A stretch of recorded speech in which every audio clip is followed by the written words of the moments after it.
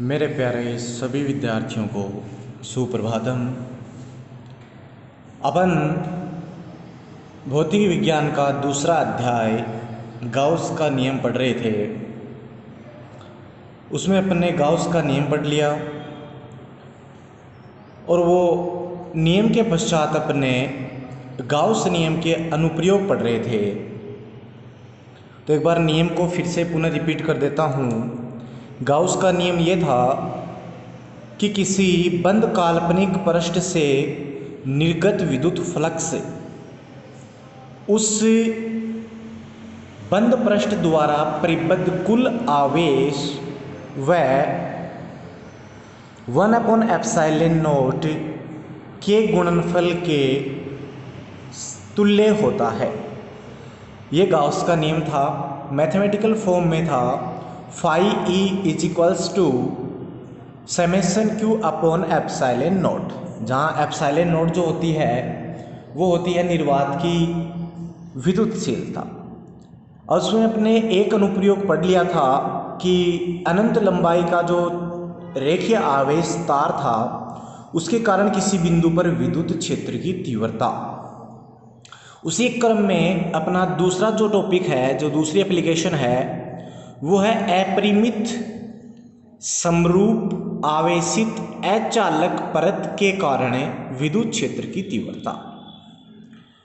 अपरिमित लंबाई चौड़ाई अनंत है, समरूप समान रूप से उस पर आवेश है, अचालक एक परत है।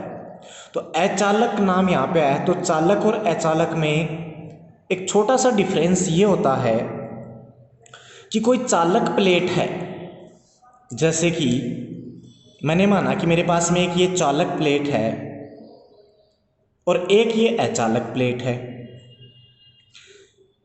तो इनमें एक मुख्य अंतर यह है कि जब इस अचालक प्लेट को अपन आवेश देते हैं, मान लो कि मैंने इसको यहाँ पे आवेश दिया, तो अचालक पर यह आवेश उसी स्थान पर बना रहता है, जबकि चालक में जब मैंने इसको यहाँ आवेश दिया तो इन आवेशों में प्रतिकर्षण के परिणाम स्वरूप ये आवेश इसकी सतह पर पहुँच जाते हैं, इस प्रकार से समान रूप से वितरित हो जाते हैं और मध्य भाग में आवेश का मान शून्य हो जाता है। और जब मध्य भाग में आवेश का मान शून्य होगा तो विद्युत क्षेत्र रेखाएं हैं वो भी नहीं होंगी, और जब विद्युत क्षेत्र रेखा नहीं होंगी तो चालक के आंतरिक भाग में विद्युत क्षेत्र का मान शून्य होता है। एक मुख्य डिफरेंस है ये। तो यहाँ पे अचालक परत है, तो अचालक परत अपन ऐसी लेंगे अपरिमित। उसका एक भाग लिया मैंने, एक भाग है ए बी सी डी। तो कोई अचालक परत है, उसका एक भाग ए बी सी डी लिया है। मैं कुछ इस प्रकार से इसको रिप्रेजेंट कर रहा हूं।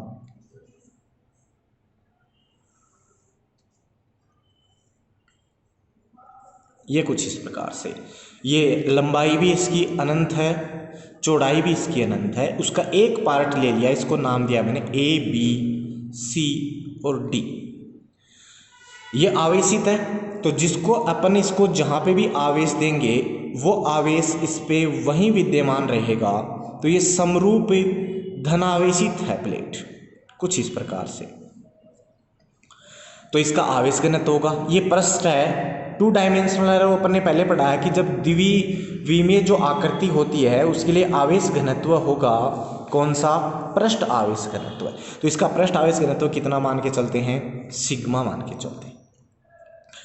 अब इसके लगभग मध्य बिंदु से, ये जो अपने पार्ट माना है, लगभग मध्य बिंदु से, मध्य बिंदु को मैंने नाम दे दिया ओ से लंबवत दूरी आर परे कोई बिंदु रखा हुआ है, पी नाम दिया इसको अपन ने, और इस पी बिंदु पर अपने को विद्युत क्षेत्र की तीव्रता निकालनी है।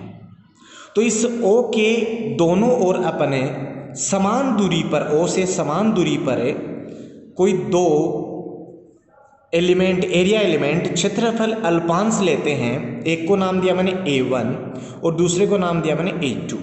ये जो मध्य की दूरी है यहाँ से, ये L मानी है, ये दूरी R है, ये दूरी L है।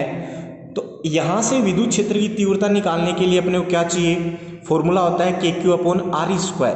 तो इस पर उपस्थित आवेश और इनके मध्य की दूरी, तो एक तो ये वाली दूरी चाहिए इसके लिए, और इसके लिए ये वाली दूरी चाहिए, ये वाली दूरियां चाहिए अपने को। तो ये दोनों मान लिया कि थीटा कोण अंतरित करते हैं, तो इसके कारण A1 के कारण उत्पन्न विद्युत क्षेत्र की तीव्रता, सपोज दैट मैंने मानी DE1, अल्पांश है तो मैंने मान लिया इसको DE1, जिसकी दिशा होगी A1P की दिशा में।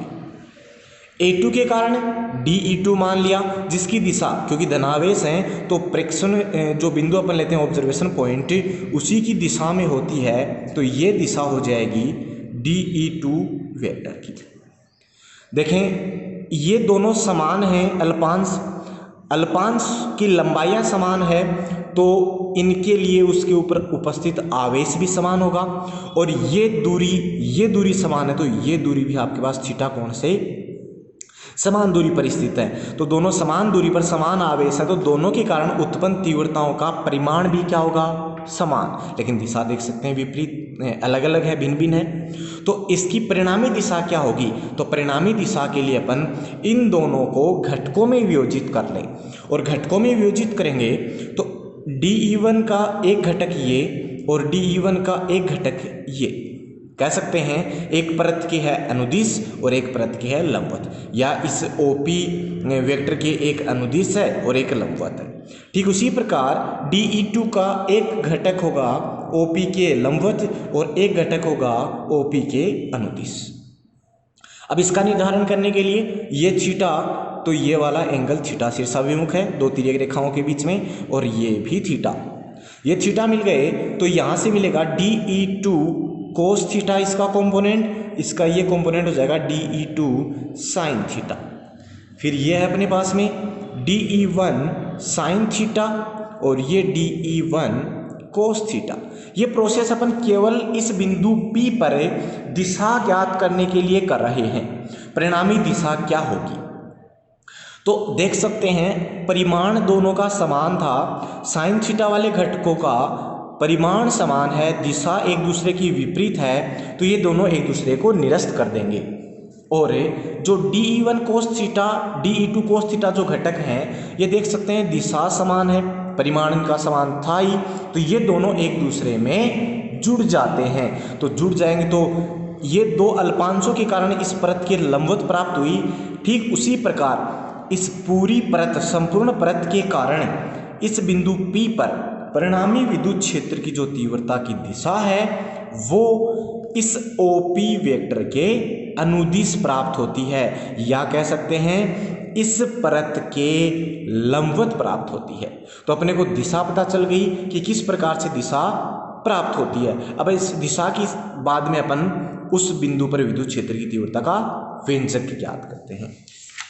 तो उसके लिए आपको कल बताया था कि गाउस के नियम की सहायता से अपने को निकालने के लिए सबसे पहले तो अपन दिशा ज्ञात करेंगे, फिर अपन एक ऐसे गाउसियन पृष्ठ की कल्पना करेंगे जो उस क्षेत्र से संबंधित है। उसके बाद में अपन विद्युत फ्लक्स की परिभाषा से फ्लक्स लिखेंगे, फिर गाउस के नियम से फ्लक्स लिखेंगे, दोनों ही फ्लक्स होंगे तो उनको इक्वल कर देंगे दोनों को, तो अपने को विद्युत क्षेत्र की तीव्रता प्राप्त हो जाएगी। तो इसी प्रकार अपन करते हैं। अपन ने बताया था कि गाउसियन जो पृष्ठ है वो कैसा भी हो सकता है, काल्पनिक है, कैसा भी हो सकता है, बेलनाकार, गोलीय।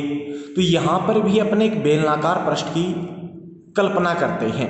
तो एक बेलनाकार गाउसियन पृष्ठ है जो कि अनुप्रस्थ काट क्षेत्रफल S है, जो उसका क्रॉस सेक्शनल एरिया होता है, ये वाला भाग जो है ये S है उसका, ठीक है। लंबाई है उसकी 2r का एक बेलनाकार गाउसियन पृष्ठ है जो कि उस परत में स्थित है।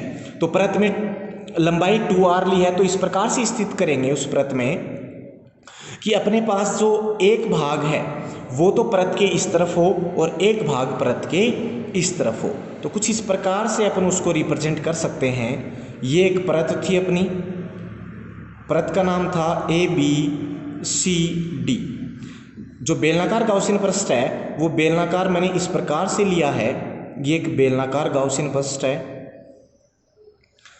जो इसके मध्य भाग से इस प्रकार से निकल रहा है, ये देख सकते हैं आप। अनुप्रस्थ काट क्षेत्रफल इसका है S, तो ये जो क्षेत्रफल है ये अनुप्रस्थ काट क्षेत्रफल इसका S है।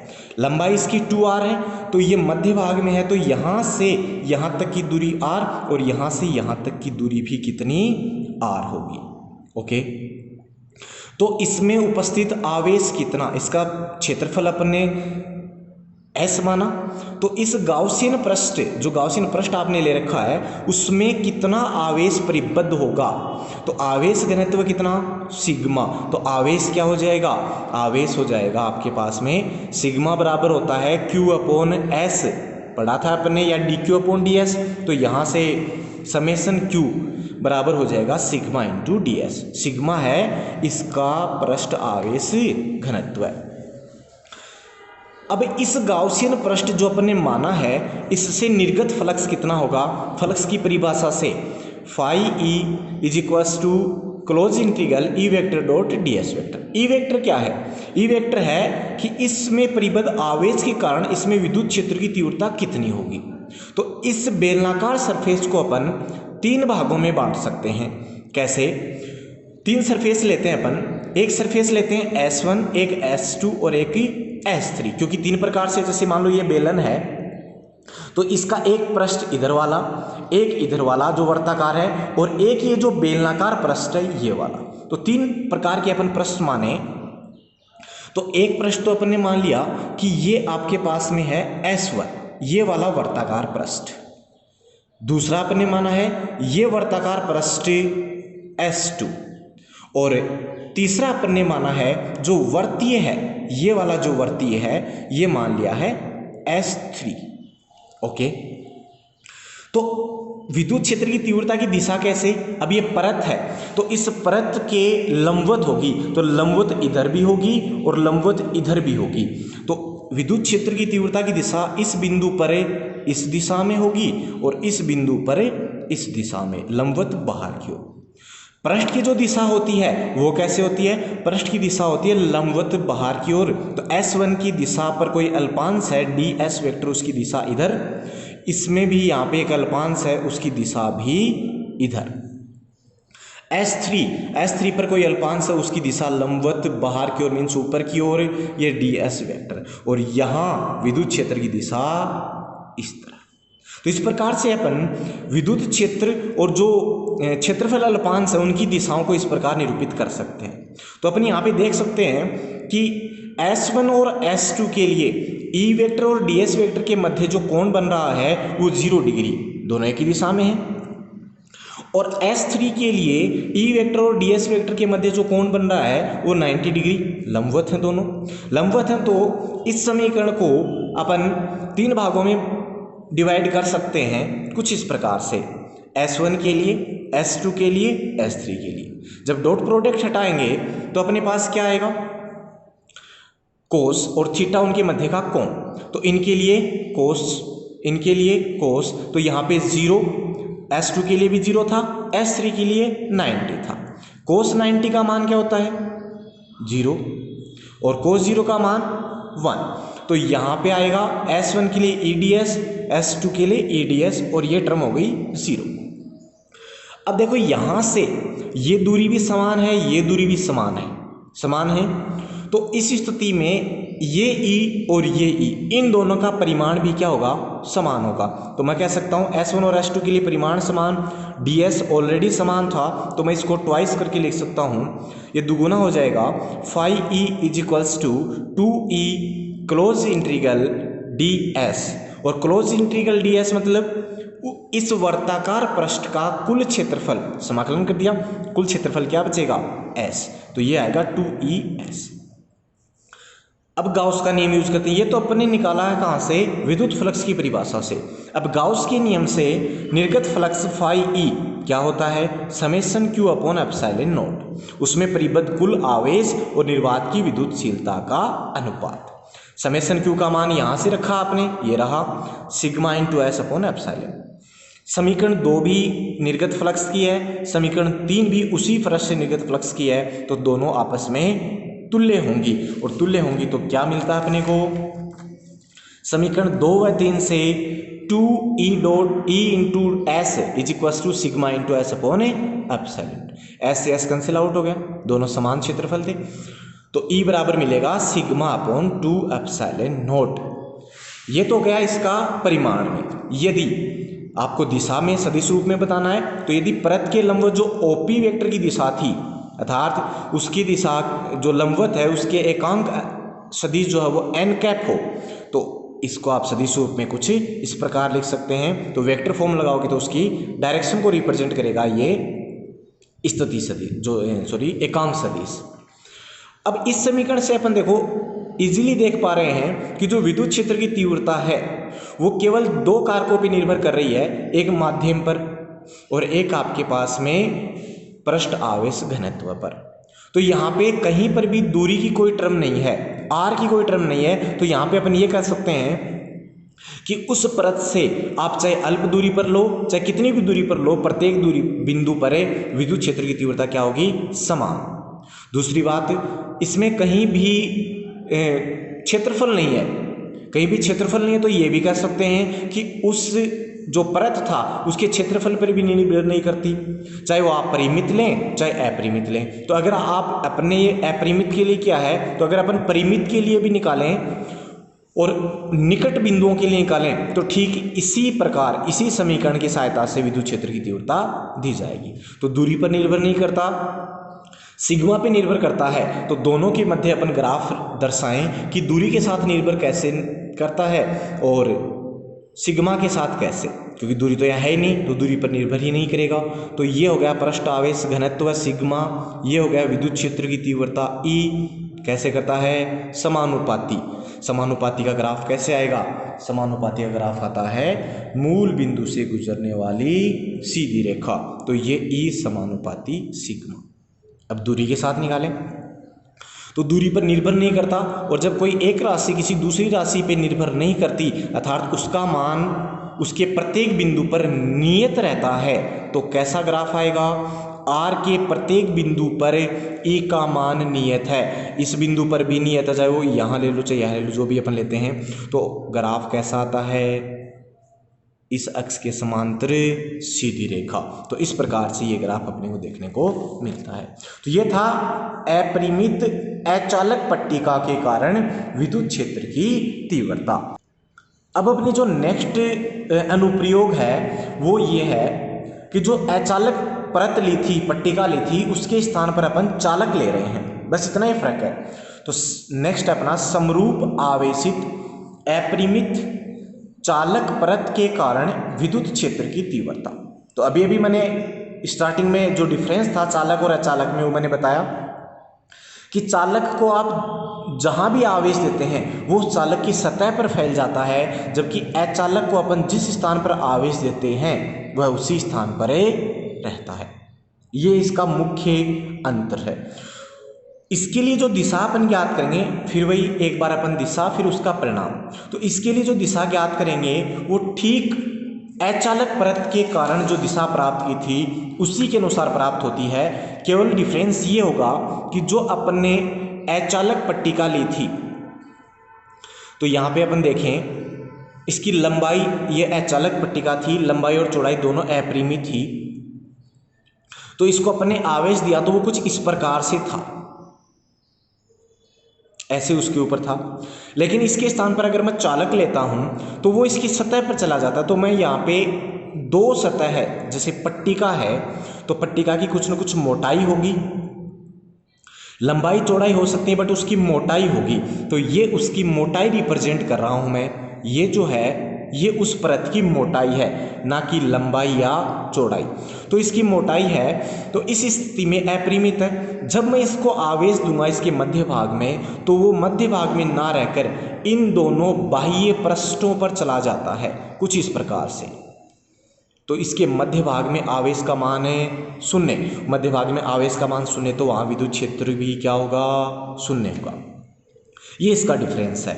ठीक है। तो इसके लिए भी दिशा आप उसी प्रकार मानेंगे। यहाँ पे अपन कोई दो अल्पांश लेंगे, यहाँ से लंबवत दूरी पर कोई बिंदु P लेंगे, उस बिंदु P पर दोनों के कारण दिशा ज्ञात करेंगे और परिणामी जो दिशा प्राप्त होती है वो उसी प्रकार प्राप्त होगी जैसे इसके कारण इस परत के लंबवत प्राप्त हुई है, तो इस बिंदु P पर भी इस चालक परत के कारण भी लंबवत ही प्राप्त होगी।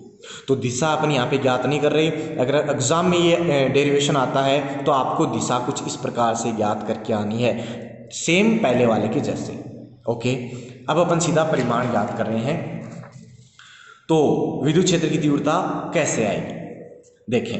पुनः अपन क्या मानेंगे, एक गाउसियन पृष्ठ मानेंगे, एक अनुप्रस्थ काट क्षेत्रफल S और लंबाई R, यहाँ पे R लंबाई ले रहे हैं अपन, एक बेलनाकार गाउसियन पृष्ठ मानते हैं। और एक जो अपन ने ये भाग लिया है, ये भाग है जो चालक परत था उसका एक भाग लिया है, और इसका पृष्ठ आवेश जो घनत्व है, पृष्ठ है, सिग्मा है। चालक है, अभी मैंने बताया कि परत क्या है, चालक है, तो उसके बाह्य जब भी अपन आवेश देंगे तो उसके बाह्य बिंदुओं पृष्ठों पर समरूप फैल जाता है। और एक बिंदु जो उससे लंबवत दूरी पर स्थित है वो स्मॉल r दूरी पर है। तो मैं यहाँ पे डायग्राम ड्रॉ कर रहा हूँ किस प्रकार से। ये एक पट्टिका ली है और ये इसकी मोटाई है, तो ये इसके दो फलक हो गए। जब मैंने इसको आवेश दिया तो वह आवेश इसके दोनों फलकों पर समरूप फैल जाता है, वितरित हो जाता है। तो इसका पृष्ठ आवेश जो घनत्व है वो कितना, सिग्मा। अब एक गाउसियन पृष्ठ की कल्पना की, वो r लंबाई का है, तो कुछ इस प्रकार से स्थित है कि उसका एक बेलनाकार भाग, एक वर्ताकार जो भाग है, दो वर्ताकार भाग होते हैं बेलन में, तो एक वर्ताकार भाग जो है वो इसके अंदर स्थित है ऐसे, और दूसरा जो बेलनाकार भाग है, जो वर्ताकार भाग है, फलक है, वो ऐसे बाहर स्थित है। ये गाउसियन पृष्ठ की कल्पना की है जिसकी लंबाई कितनी मानी, r मानी। और ये जो बेलनाकार पृष्ठ है ये आधा इसके अंदर है, आधा बाहर है, ठीक है। इसका जो टोटल क्षेत्रफल आपने माना अनुप्रस्थ काट क्षेत्रफल, वो S माना है, अनुप्रस्थ काट क्षेत्रफल। अब इसको भी अपन क्या करते हैं, तीन भागों में डिवाइड करते हैं, एक S1, S2 और S3। एक भाग मैंने ये लिया है जो वर्ताकार फलक है, ये वाला, इसको मैंने नाम दिया है S1, और बिंदु P जो है वो यहीं रखा हुआ है। तो इससे लंबवत दूरी R पर, इससे लंबवत दूरी R पर ये बिंदु P रखा हुआ क्योंकि ये इसके मध्य भाग में है। दूसरा भाग S2 जो इसके आंतरिक भाग में स्थित है, अंदर है, और ये तीसरा भाग जो है वो ये जो बेलनाकार है S3। विद्युत क्षेत्र की तीव्रता कैसे, विद्युत क्षेत्र की तीव्रता भी बताइए इसके लंबवत बाहर की ओर। तो S1 पर विद्युत क्षेत्र की तीव्रता हो जाएगी लंबवत बाहर की ओर, S3 पर भी विद्युत क्षेत्र की तीव्रता हो जाएगी लंबवत बाहर की ओर। बट S2 तो इसके अंदर स्थित है, और अंदर आवेश का मान क्या होता है, शून्य। आवेश शून्य तो विद्युत क्षेत्र का मान भी क्या होगा, शून्य। तो इस पर विद्युत क्षेत्र E बराबर क्या हो जाएगा, 0। इतनी बात समझ में आई। नेक्स्ट, S1 का क्षेत्रफल है, उसकी दिशा कैसे होगी, इस पे कोई अल्पांश लिया ds, लंबवत बाहर की ओर। S3 पर कैसे होगी, लंबवत बाहर की ओर, और S2 पे कैसे होगी, लंबवत बाहर की ओर। देख सकते हैं तीनों की अपन ने दिशा बता दी। अब देखो तो इस पृष्ठ, गाउसियन पृष्ठ द्वारा कितना आवेश परिबद्ध है। आवेश अपन फॉर्मूला वापस से वही लगाते हैं, सिग्मा बराबर होता है Q अपॉन S, तो Q बराबर सिग्मा इंटू S, तो यहाँ से समेशन Q बराबर सिग्मा इंटू S। तो गाउस के नियम से गाउसियन पृष्ठ से संबंध जो फ्लक्स है, जो निर्गत है, फाई E बराबर, ये विद्युत फ्लक्स की परिभाषा से और ये गाउसियन नियम से। तो close integral E vector dot ds vector is equals to summation Q upon epsilon naught, और समेशन Q का मान रखा तो sigma into S upon epsilon naught. ये चीज़ मैंने बता दी कि दिशा समान है, इन दोनों की दिशा समान है तो थीटा का मान है 0, इन दोनों की दिशा समान है, थीटा का मान है 90, और यहाँ विद्युत क्षेत्र ही 0 है। तो S1 के लिए अपनी इसको 3 भागों में विभाजित कर सकते हैं इस प्रकार से। जब इसको ऐसे विभाजित करेंगे तो डॉट हटाएंगे तो कोस एंगल साथ में, तो S1 के लिए कोण 0 डिग्री, S2 के लिए विद्युत क्षेत्र ही 0 और S3 के लिए कोण थीटा 90 डिग्री और बराबर sigma into S upon epsilon. ये टर्म 0, कोस 90 का मान 0 होता है, ये टर्म 0 बचा अपने पास में, ये कोस 0 होता है 1, तो बचेगा for close integral S1 surface integral E ds बराबर sigma into S upon epsilon note. ये टर्म अपने पास बचती है। तो S1 का सरफेस इंटीग्रेशन किया आपने, S मिलेगा क्योंकि उसका जो अनुप्रस्थ काट क्षेत्रफल है वो S ही था, is equal to sigma into S upon epsilon naught. S से S कैंसिल आउट हो गया, क्या बचा E बराबर सिग्मा अपॉन एप्सिलॉन नोट। यहाँ पे भी अपन देख सकते हैं कि जो विद्युत क्षेत्र की तीव्रता है वो दूरी पर निर्भर नहीं करती, ना उसके क्षेत्रफल पर निर्भर करती है। अर्थात अपरिमित चालक पट्टिका के स्थान पर अगर आप परिमित चालक पट्टिका लें और निकट बिंदुओं के लिए अपन निकालें तो इसी समीकरण द्वारा अपन विद्युत क्षेत्र की तीव्रता को दर्शा सकते हैं। सदिश रूप में यदि पट्टिका के लंबवत एकांक सदिश n कैप हो तो उस स्थिति में E वेक्टर बराबर क्या हो जाएगा, sigma upon epsilon note n cap, ये उसकी दिशा को व्यक्त करता है। तो पुनः अपन यहाँ पे ग्राफ ड्रॉ करें तो ग्राफ एक तो सिग्मा के समानुपाती है, दूरी पे निर्भर नहीं करता, तो दूरी के साथ किस प्रकार से ग्राफ प्राप्त होगा देखें। तो एक ग्राफ अपन ड्रॉ कर रहे हैं विद्युत क्षेत्र की तीव्रता और पृष्ठ आवेश घनत्व के मध्य कैसे होगा, समानुपात, जब ये नियत है समानुपाती ग्राफ प्राप्त होता है मूल बिंदु से गुजरने वाली सीधी रेखा, तो ई समानुपाती सिग्मा। और दूरी के साथ कैसे आएगा, दूरी पे निर्भर नहीं करता, और जब कोई एक क्वांटिटी दूसरी पे निर्भर नहीं करती तो उसके लिए उस अक्ष के समांतर सीधी रेखा समानांतर रेखा प्राप्त होती है। आर पे निर्भर नहीं करती, मीन्स आर के प्रत्येक बिंदु पर ई का मान क्या रहेगा, समान। आर के प्रत्येक बिंदु पर ई का मान समान रहेगा तो कैसे ग्राफ आएगा, प्रत्येक बिंदु पर मान समान होगा तो इस प्रकार से ग्राफ प्राप्त होता है। तो ये अपन ने आज जो चालक परत और अचालक परत थी इनके कारण विद्युत क्षेत्र की तीव्रता का आकलन किया। कल अपन ने क्या था, रेखीय आवेश तार का जो कि एक विमीय था, फिर द्विविमीय पृष्ठ हो गई, एक चालक और एक अचालक, 2 केस हो गए इसमें, तो द्विविमीय का भी अपने पास समाप्त हुआ। अब जो एप्लीकेशंस आएंगी वो आएंगे अपनी 3D की, त्रिविमीय जैसे कि गोला है अपने पास में, तो गोले की अपने एप्लीकेशंस पढ़ेंगे जो कि चालक है, अचालक है या खोखला गोला है, उसकी 3 एप्लीकेशंस पढ़ेंगे अपन। उनकी चर्चा अपन नेक्स्ट वीडियो में करेंगे। धन्यवाद। अगर आपके कोई डाउट्स हैं चैप्टर 1 और चैप्टर 2 से संबंधित तो आप कमेंट बॉक्स में अपने डाउट्स को आप लिख सकते हैं। नेक्स्ट वीडियो में उसका आंसर आपको दिया जाएगा। धन्यवाद।